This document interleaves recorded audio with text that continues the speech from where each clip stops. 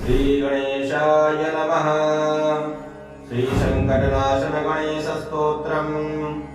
नारद उवाच प्रणम्य शिरसा देवं गौरीपुत्रं विनायकं भक्तावासं स्मरेन्नित्यम् आयुष्कामार्थसिद्धये।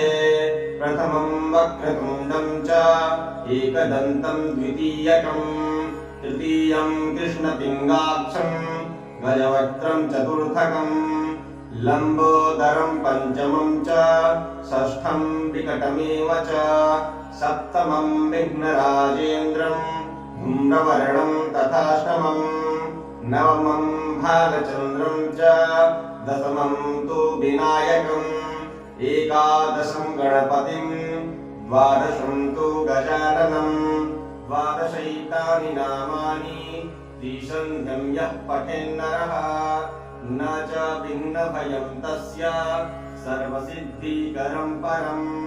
विद्यार्थी लभते विद्यां धनार्थी लभते धनं पुत्रार्थी लभते पुत्रान् मोक्षार्थी लभते गतिम्।